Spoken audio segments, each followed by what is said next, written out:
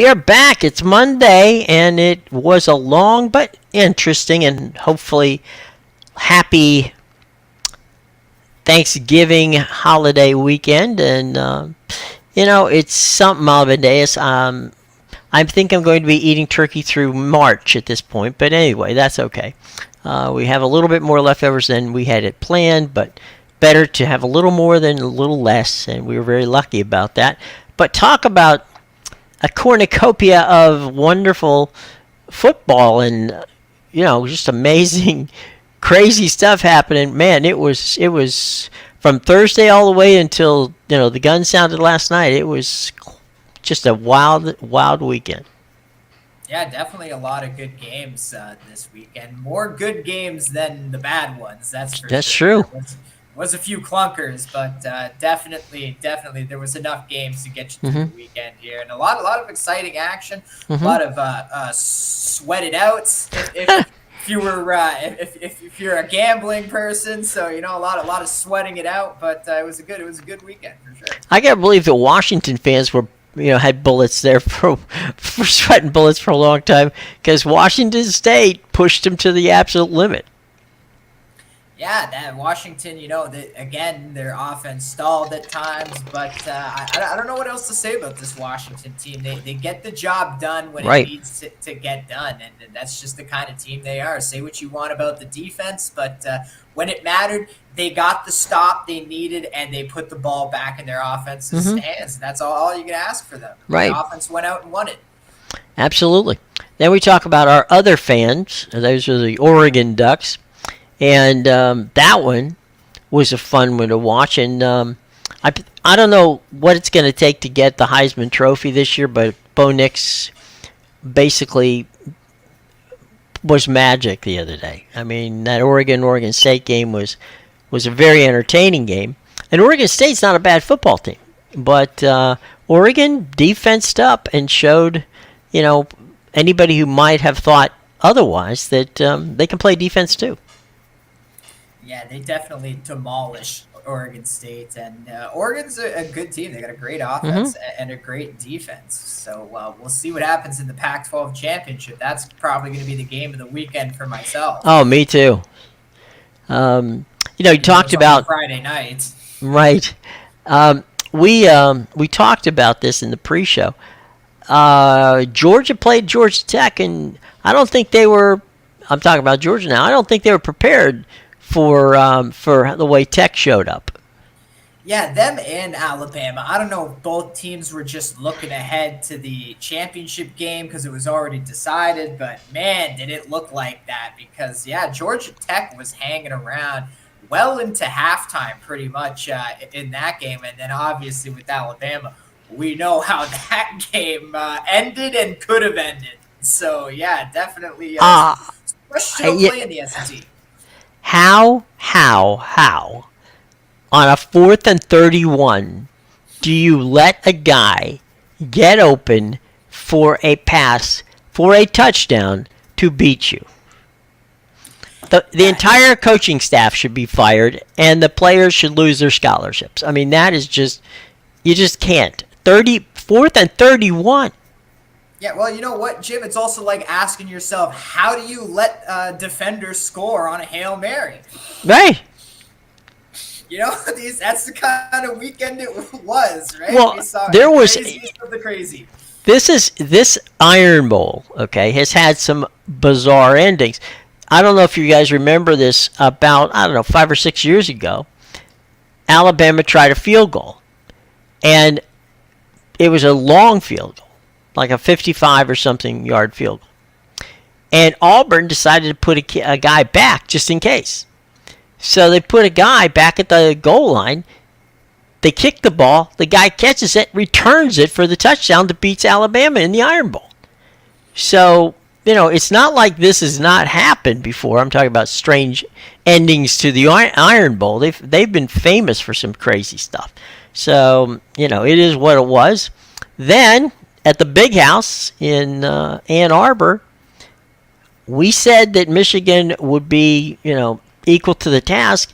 And as you like to call him, Crying Ryan, and Ohio State's got to take that drive back to beautiful Columbus, Ohio, and once again explain how they lost to Michigan.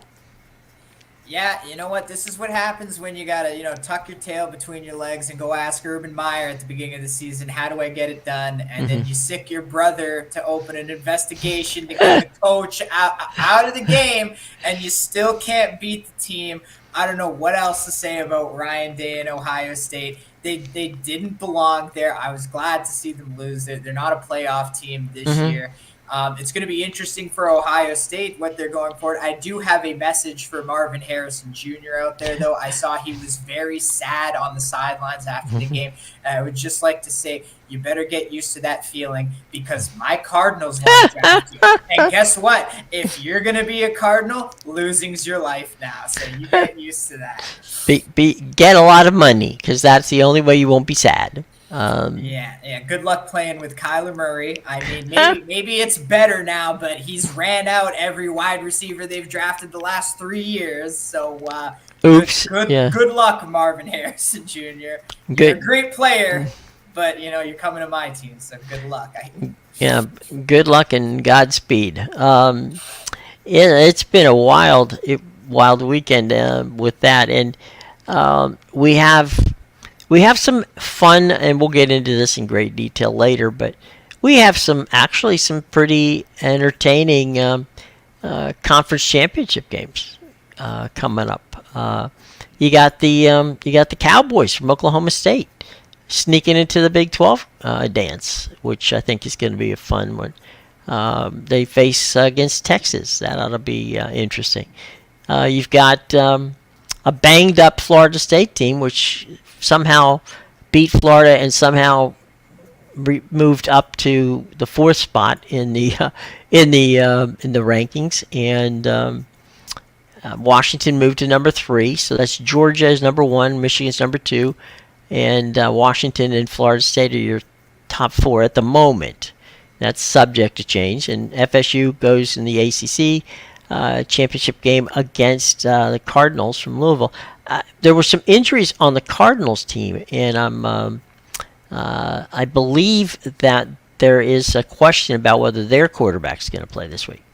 So you might have 2 quarterback deprived teams in that championship game in the ACC. The SEC, Georgia and Alabama. I don't think there's enough more you need to say about that one. Michigan plays against Iowa. Sorry for laughing, but that doesn't exactly have some interesting there. The American Conference Championship, Tulane again coming out against SMU. And then, of course, the game of the games, and that's on Friday night, Oregon and Washington in the rematch. Yeah,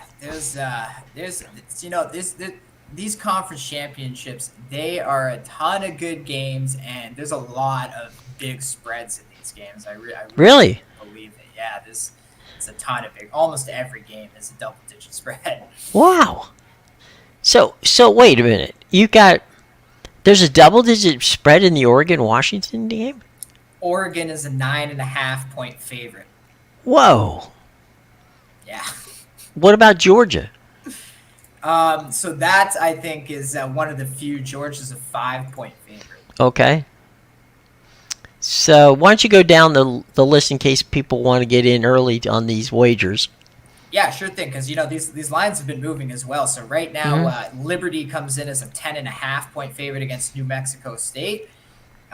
Just mentioned Oregon is a 9.5-point favorite against Washington. Keep in mind, Liberty has home advantage in their game. Oregon and Washington's on a neutral site in Las Vegas. Miami, Ohio, and Toledo. Toledo is an 8-point favorite. That game's at Ford Field in Detroit. Another neutral site game. Oklahoma State and Texas. That one was 11.5 yesterday. Texas is now a 14-point favorite. That one's also on a neutral site. It's at Jerry World, but do you really want to call that a neutral site?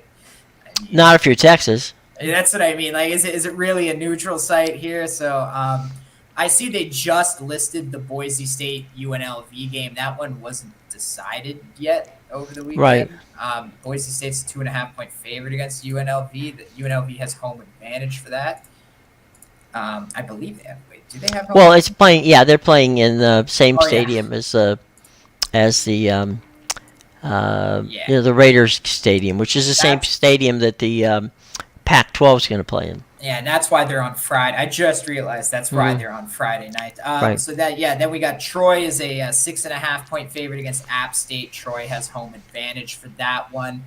Georgia, the 5 point favorite against Alabama. That one is at a neutral site. Haven't checked. Atlanta. There you go, Atlanta. So is it really a neutral site? I mean, For Georgia, no. yeah, like that's.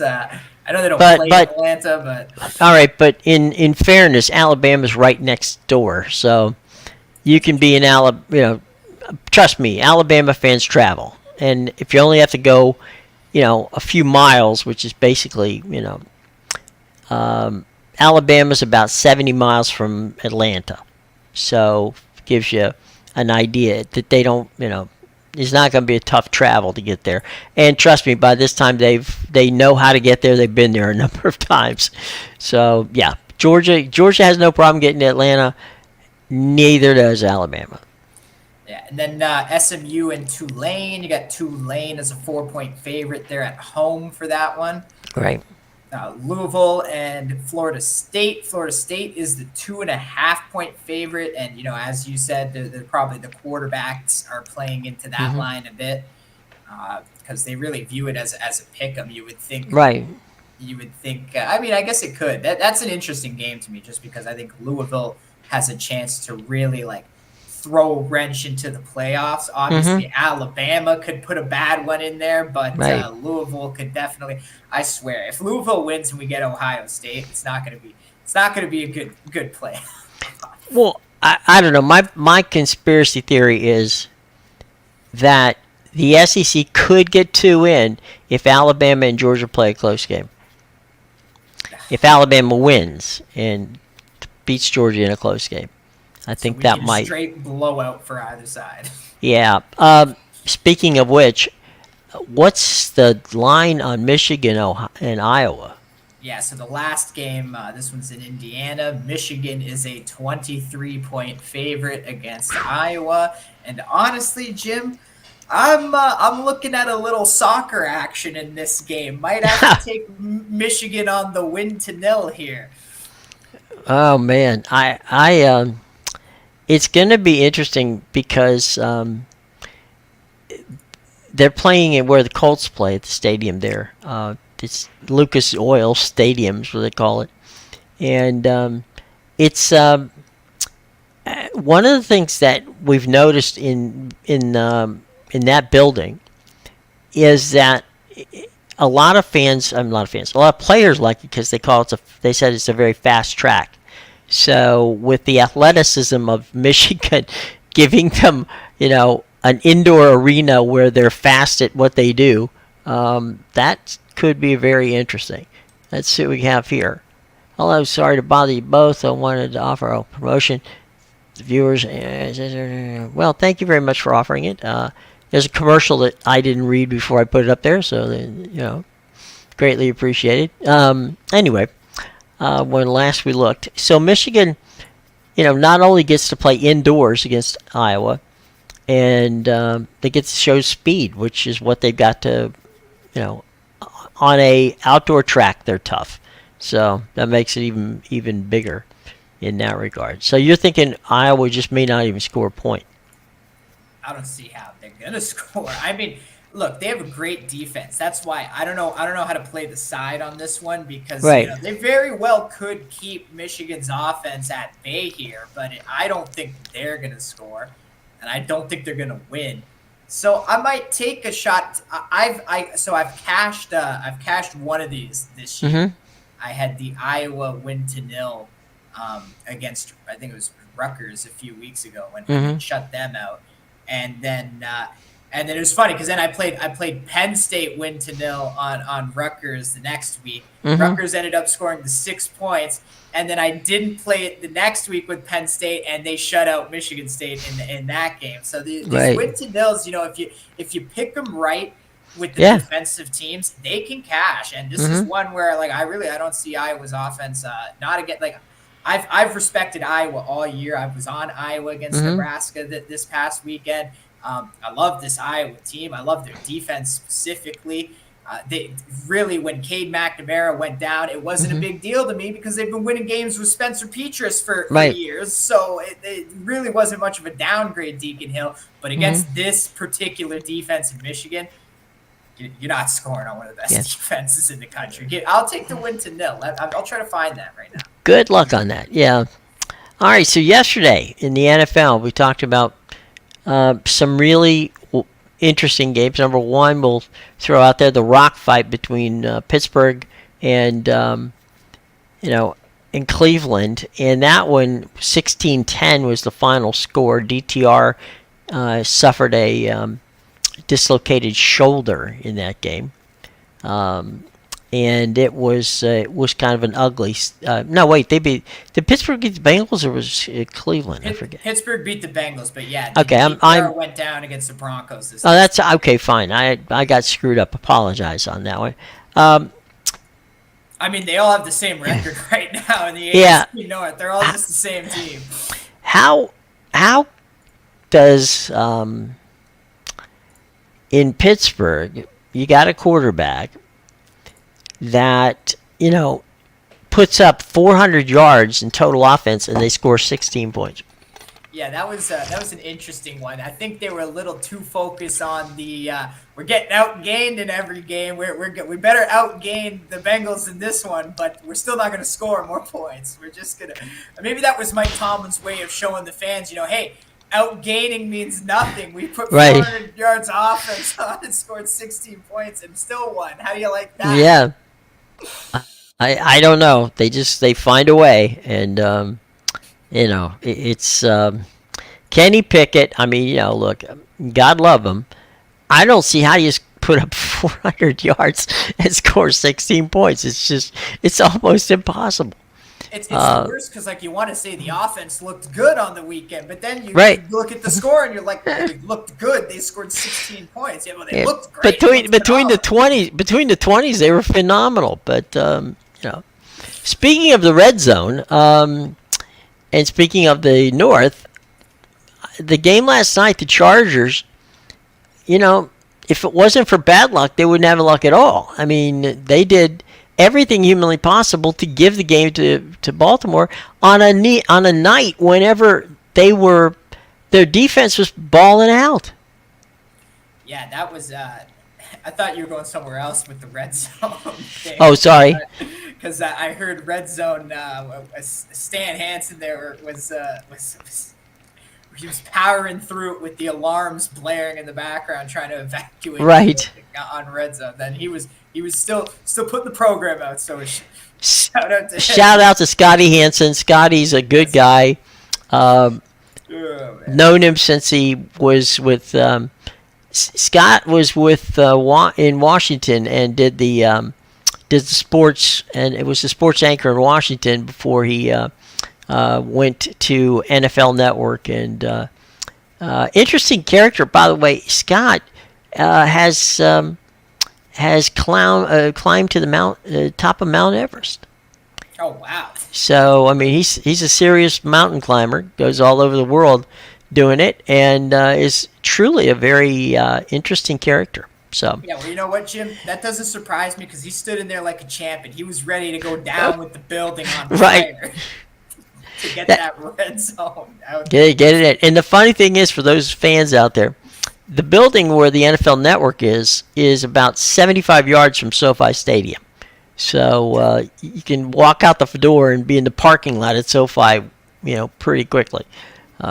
So yeah, it's kudos to Scott Hansen, the man. We jokingly say the man with the cast iron bladder because he's on the air and doesn't get off for like 6 hours and no commercial breaks. So he's there. But yeah, he would go down with the building if need be. Going back to that game, you're right.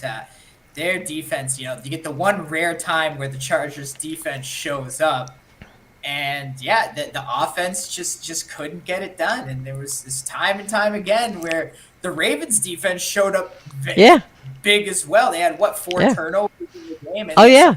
the Chargers were still in it. So Yeah. just goes to show you how well the defense played. But yeah, you know what? It's funny. I was on the Ravens, Jim, and that last play. Oh, Hmm. thank God Zay Flowers was just thinking about his touchdown celebration, because if he Right. slides, I'm not covering the spread. Whoops. Yeah. What about? I don't know if you saw this, but Bosa, of course, is hurt and couldn't play. So they take a shot of him in one of the luxury boxes watching the game, I saw that. and he's eating a bowl of raisin bran. And I thought it was funny that Sean Payton, who was taking Chris Collinsworth's place, took the magic pencil and circled the raisin bran so that we all knew that that's what Bosa was in the press box eating. So, hey, look, nothing wrong with cereal. Yeah, I was gonna say it's good for him. Like, you Yeah. gotta you can't play. You gotta show up and watch in the Right. stands. It's easy to get tempted. Your season's over too. Right. I think he's Yeah. on the IR. So yeah, like it's easy to get tempted. Go get yourself a hot dog or Right. some fries. No, he's sitting there. He's like, I gotta stay in shape for next season. We're gonna eat some raisin bran. I'm gonna enjoy the game. Or acting like you're at home, right? I mean, that would Yeah. be something you would feel comfortable doing at home, just having a bowl of cereal, watching a game, No problem. At least he had his, he wasn't wearing his underwear. He was, clothed, which is a good thing. So Yes, he got dressed. he got dressed. I mean, what more do you want? So there you go. I'm trying to think of some of the other games yesterday. That was the Giants game. Oh my goodness. Oh my goodness. Tom They should DeVito. they should give the money back to the fans on that game. They just absolutely should give it back, because that had to be painful to watch. Hey, well, the game was in New York. I'm sure they're loving what happened. You beat the Patriots. You beat Belichick. You got the Italian superstar at quarterback. What more could New York want from that game? I don't know. It's just they probably knowing the Giants fans, they're probably were in the parking lot after the game going, if we'd lost that game, we'd been much closer to getting that quarterback we want, in the draft. But Hey, and Mac Jones got benched again. yeah. At this point, it feels like Belichick's just got his hands handcuffed. I almost feel bad for him. It's almost like, Kraft's making me start you, so you better go out there and do something, or I'm gonna pull your ass by halftime. Right. Or by the third series in the second quarter. Just I don't know. It's They need a quarterback. yeah.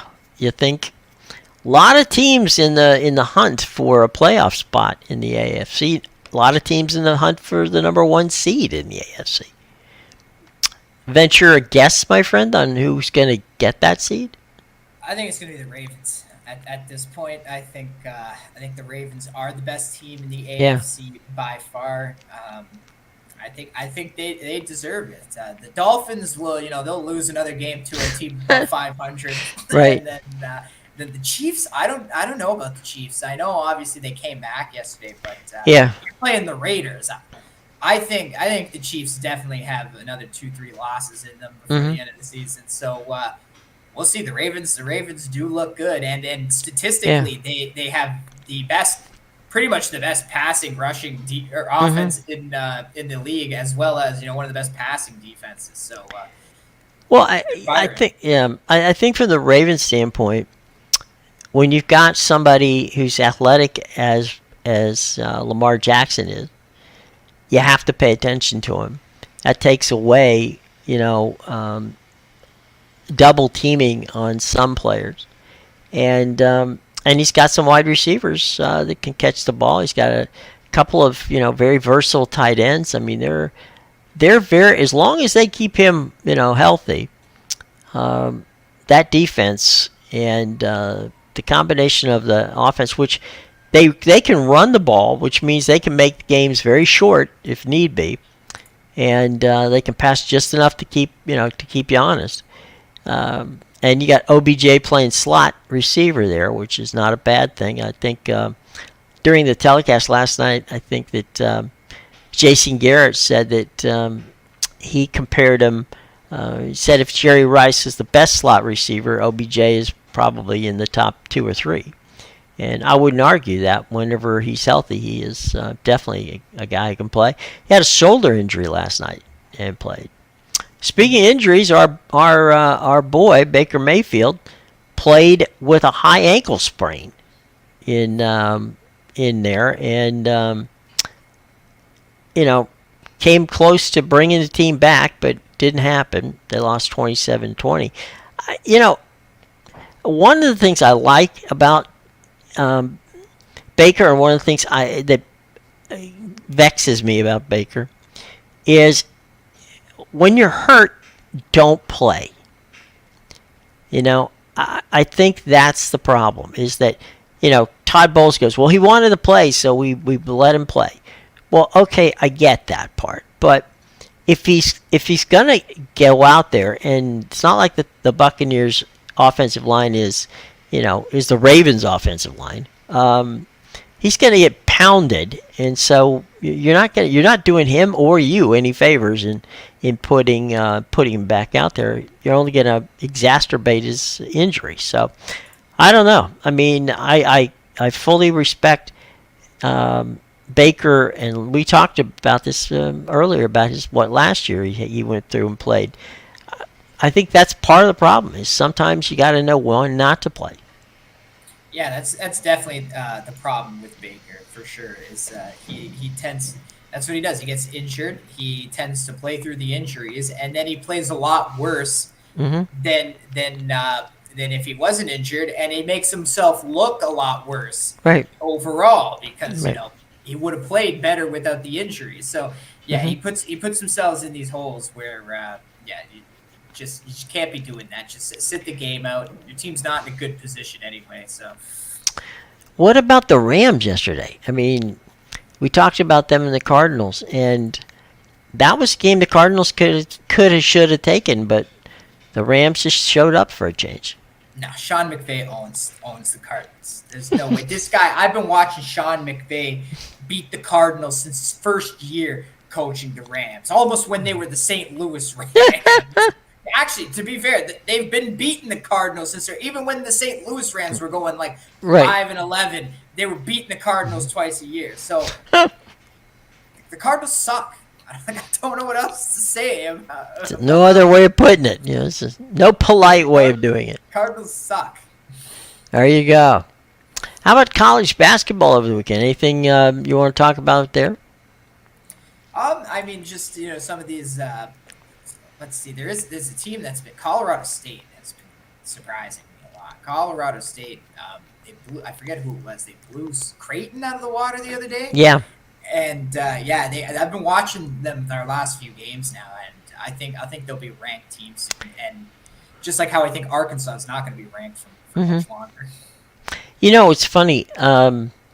There's probably 2 or 3 teams out in the Mountain West that get absolutely no love, and Colorado State's one of them. Colorado State's had a decent basketball program out there for about 4 or 5 years. They've been overshadowed because of San Diego State.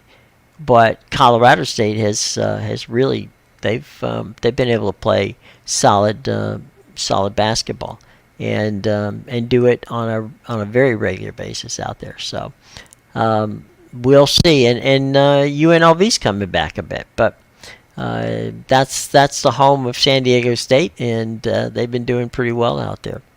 So good on them.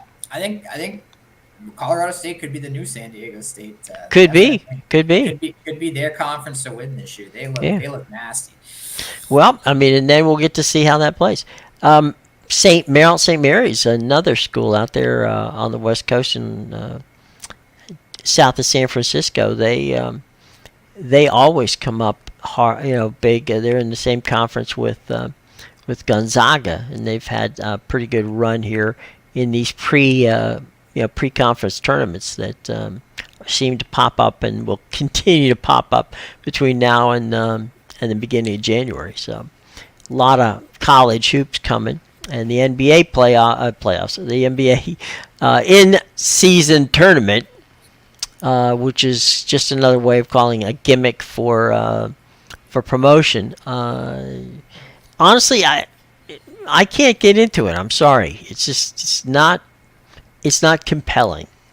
You need sunglasses just to watch the games. I mean, I don't know what they're doing with these courts, but Yeah. I thought the tournament's supposed to help ratings, and like I can't even stare at the screen when the Boise State football field's on, and you want you want to show me this? Like I just won't watch the games. But Smurf turf, yeah. Smurf turf's one thing, but these wild I don't know why they have to gimmick this thing up to the point where it's silly. It is yeah, absolutely silly. yeah. And And then I saw DeMar DeRozan had an interesting comment the other night because the Raptors, I guess Pascal Siakam sunk a three like at the buzzer, and right. that didn't make him very happy, DeMar Mhm. DeRozan, because he says, oh, just get out of here, just take your win and get out because they were blowing him out. Mhm. And he even mentioned he's like it doesn't really matter that you need the points for the group stage. Just take your win and get out. It's like, buddy, this is what happens when you bring soccer rules into the NBA. You're gonna learn to play by soccer rules. The point Right. differential counts. Every point matters. If I want to sink a Right. three after the buzzer, like don't be a crying Ryan about it. Like, come on. Oh, we got our crying Ryan T-shirts are on their way, so they'll be merch to buy here, ladies and gentlemen. If we Oh could, no, that one's not mine. That one's probably already being merged by somebody else. probably the same guys who put the T-shirts up, the Catholics versus the criminals. Um, a Probably. great 30 for 30 on ESPN if you haven't seen it, folks. Very entertaining about the kid at Notre Dame who decided he wanted to get in the T-shirt business and realized that there's such a thing as trademarks and didn't find that out until late. Ended up getting on in Notre Dame's basketball team, and the first week he was on Notre Dame basketball team, he was kicked out of school. So there you go. Things happen. What are you gonna do? But anyway, so let's see. Tonight, Monday Night Football. There's still a game left. So, what say you on tonight's game? Is there really a game left, Jim? Do we want to count this game? I mean, I I guess I it don't could want. I be. mean, I'm not gonna watch it, but somebody's going to.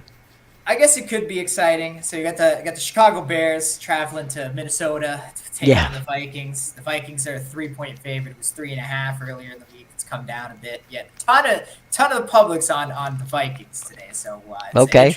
interesting how the line has come down. That's all I'll say about that. But yeah, I mean the Chicago Bears they've been improving. They almost beat Detroit in Detroit last week. They've Hmm. definitely shown signs of improvements. They got Justin Fields back for his second straight game since coming back from injury.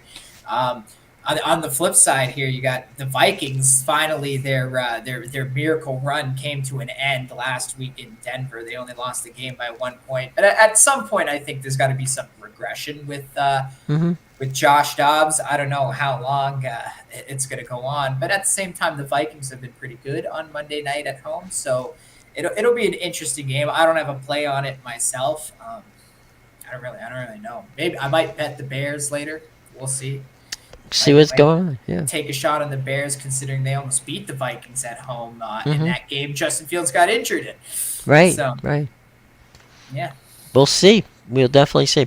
All right. It's come to the point in time in the show where it's important to note that you can find all of the information in their show box below, as Amadeus gives you an opportunity to make some money and cash some tickets.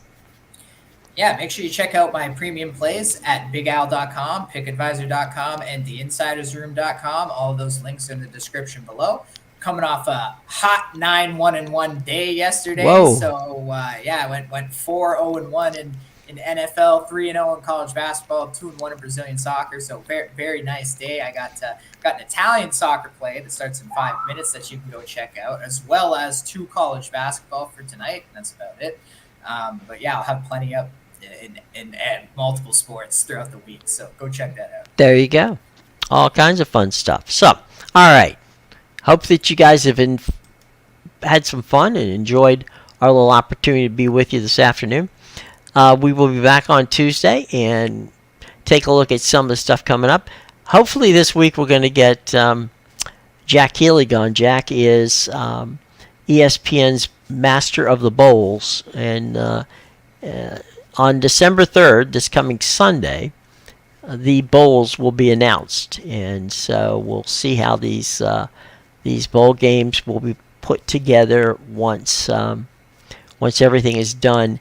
There are some conferences that have more bowl eligible teams than others, and so there's going to be some.